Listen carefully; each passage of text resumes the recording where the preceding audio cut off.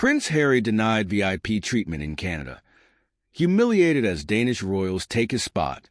It was supposed to be a moment of triumph for Prince Harry, returning to Canada for the 2025 Invictus Games, an event he personally founded and championed for years.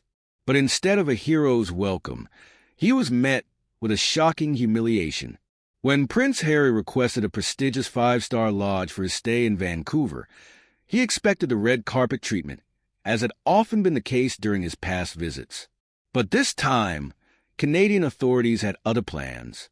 The luxurious lodge, which Harry had assumed was reserved for him, was instead granted to none other than Danish royals, Prince Joachim and Princess Marie, who received full VIP treatment.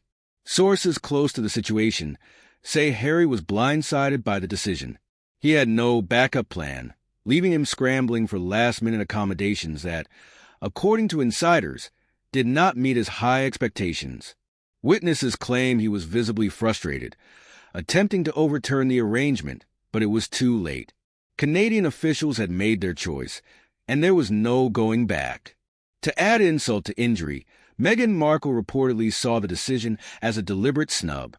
According to sources, she was furious, believing it was yet another attempt to diminish Harry's importance on the world stage.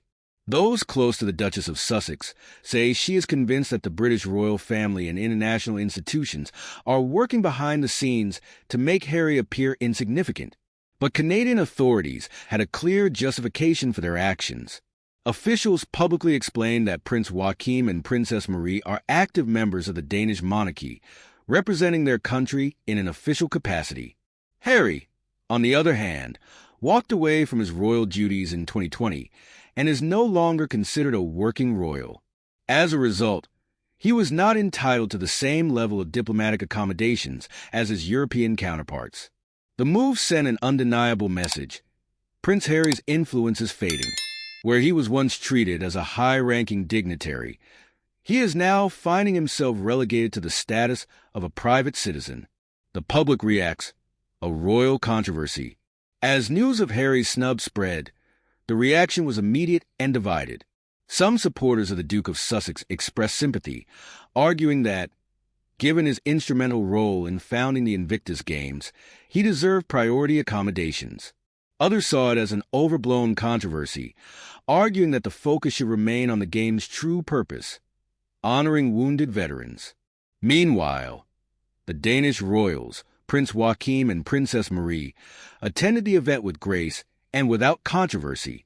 Unlike Harry, they reportedly made no special demands or expectations, further contrasting their approach with that of the Sussexes.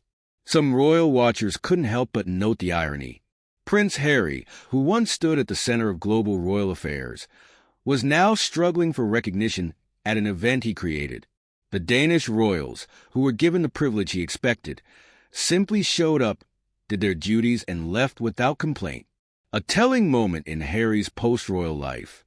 This moment was more than just a logistical mishap. It was a stark reminder of how much has changed since Harry stepped away from royal life. There was a time when his presence alone would have guaranteed him the best accommodations and priority treatment. But now, without his royal status, doors that once opened effortlessly are closing in his face. While Harry and Meghan have tried to carve out a new identity outside of the monarchy, incidents like this continue to highlight the challenges they face. Their brand has long been built on their royal connections. Yet time and again, they are reminded that their influence is slipping. What's next for Harry? With the 2025 Invictus Games now marked by this controversy, the question remains, how does Harry recover from this? Will he accept that he no longer holds the same status, or will he and Meghan continue to fight for recognition as global figures? For now, one thing is clear. The world is no longer bowing to Prince Harry the way it once did, and the longer he remains caught between his past as a royal and his uncertain future, the more these humiliations will continue to pile up.